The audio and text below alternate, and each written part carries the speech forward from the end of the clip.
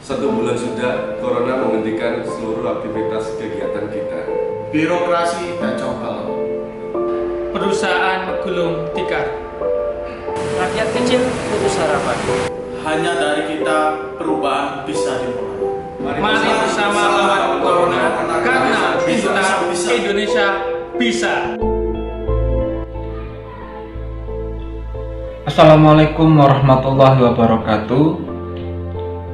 Kepada seluruh lapisan masyarakat Indonesia, mahasiswa khususnya, kami mohon kerjasamanya untuk mengikuti dan mendukung secara menyeluruh program kerja pemerintah, yaitu untuk tetap berada di rumah selama masa pandemi ini guna memutus mata rantai penyebaran virus corona. Hargai usaha kami baik dalam membuat dan menyampaikan materi dengan cara terus belajar, pahami, dan implementasikan apa yang kalian bisa. Mari bersama lawan corona karena kita Indonesia bisa.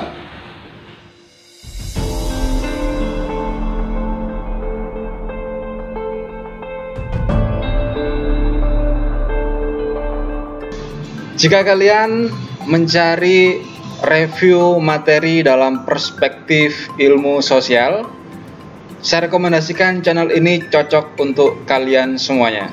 Oke, welcome back to my channel. Hari ini kita akan membahas materi tentang identitas nasional. Oke, sekali lagi saya ulang ya, identitas nasional. Baik, sebelum saya menjelaskan ataupun membahas lebih jauh lagi tentang materi identitas nasional, saya punya satu quiz ataupun introduction sebelum kita memulai berpikir jauh ya. Anda nanti boleh menebak ataupun coba menjawab pertanyaan dari saya. Saya punya satu, nanti kita akan bermain kata ya. Saya punya kata Jepang.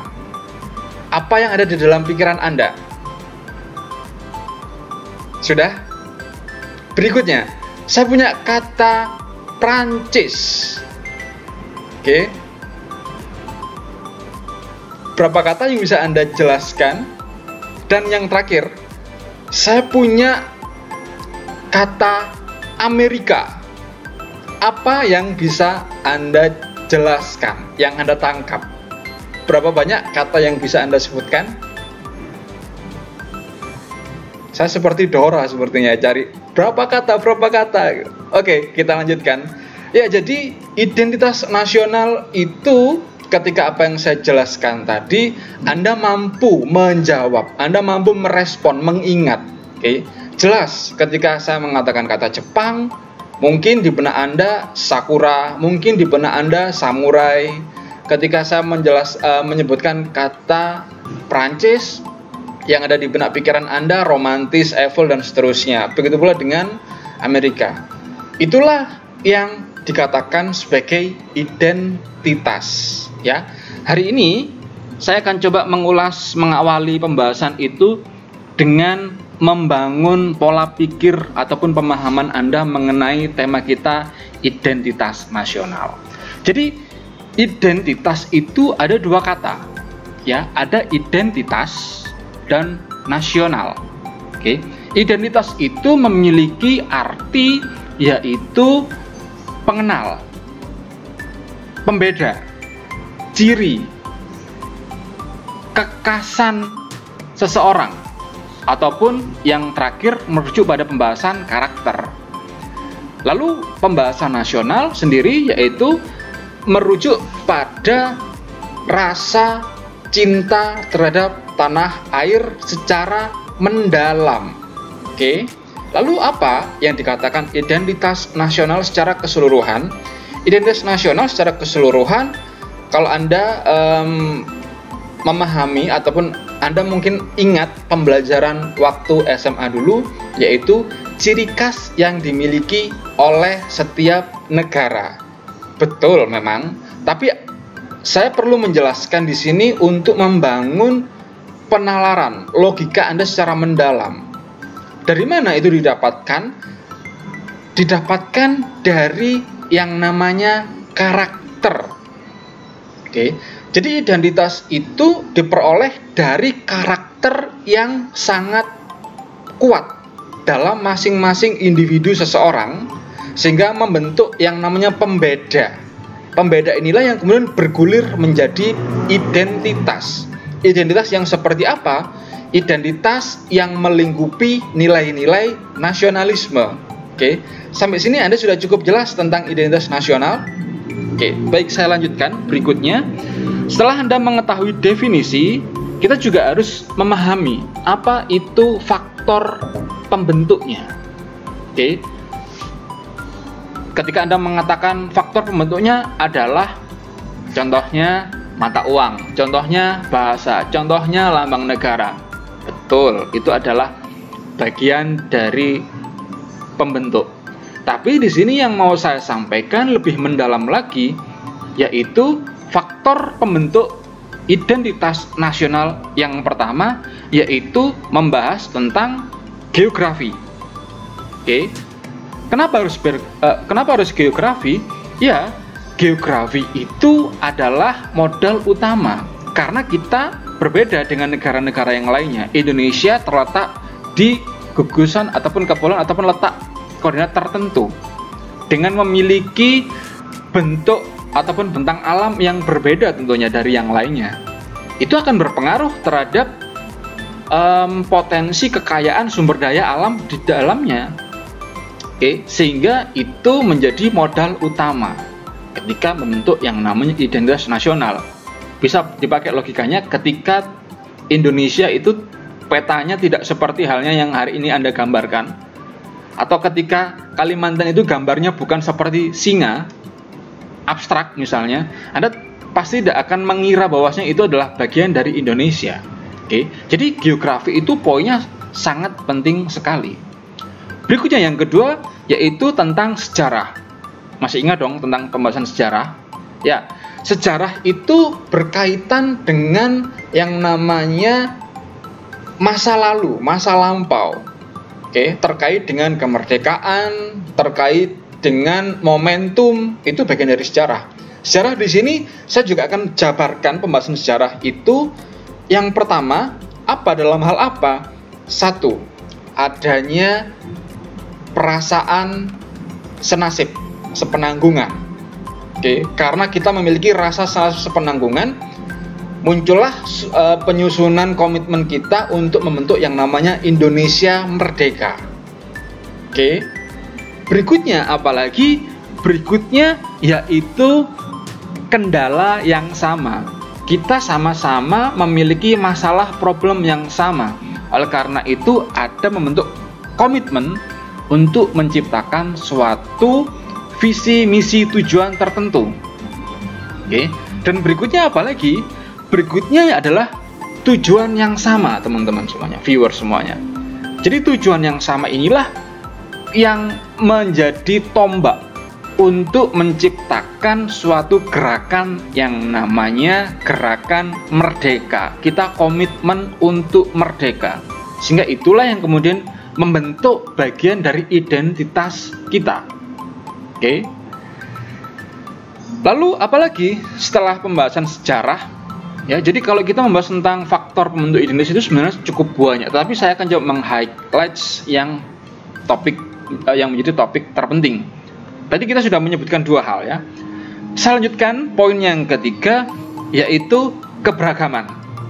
Oke, keberagaman itu dalam hal apa? Dalam hal ini adalah yang dikatakan keberagaman muncul produk adalah budaya. Oke, kenapa harus berbudaya? Jelas, karena kita terlahir dari perbedaan. Contohnya, warna rambut yang berbeda, warna kulit yang berbeda, bahasa yang berbeda, keyakinan yang berbeda, ataupun tradisi yang berbeda. Itulah yang kemudian menciptakan keberagaman yang dihimpun dalam satu produk yang namanya kebudayaan. Di sini kebudayaan pun juga akan saya jabarkan, banyak sekali produk dari kebudayaan. Kalau Anda yang suka makanan ataupun kuliner itu juga ada bagian dari kebudayaan. Contohnya, kalau saya katakan di Surabaya itu apa yang menjadi khas dalam segi kuliner? Rujak cingur, oke? Ataupun Anda mengatakan race, tahu nggak race? Lontong balap, oke? Itu adalah bagian dari kuliner dalam perspektif budaya. Belum lagi dalam perspektif tradisi dalam hal seni misalnya. Ada tarian, oke? Ada kemudian ludruk, ada berikutnya dan masih banyak saya rasa contoh dari identitas dalam perspektif kebudayaan ini. Berikutnya apa lagi? Berikutnya adalah ritus. Oke. Kalau di desa Anda pasti misalnya mau mendekati bulan suci Ramadan ataupun bulan kemenangan ataupun ya Idul Fitri. Pasti orang desa itu akan membentuk suatu ritus begitu, upacara. Ada yang namanya ater-ater, ada yang namanya bersih desa dan masih banyak yang lainnya. Berikutnya apalagi cerita ataupun ya nilai-nilai pendukung pembentuk begitu. Jadi itulah faktor pembentuk dari pembahasan faktor pembentuk identitas nasional. Dan yang terakhir, setelah saya menjelaskan ada berapa tadi? Coba ingat, ada berapa? Ada 3. Geografi, sejarah, keberagaman, produknya adalah budaya, yang menjadi terakhir dari adanya faktor pembentuk identitas itu adalah karakter itu sendiri. Ya. Jadi dengan seseorang memiliki karakter yang sangat mendalam, itu yang akan membentuk identitas seseorang, menjadi pembeda antara orang yang satu dengan orang yang lain. Oke.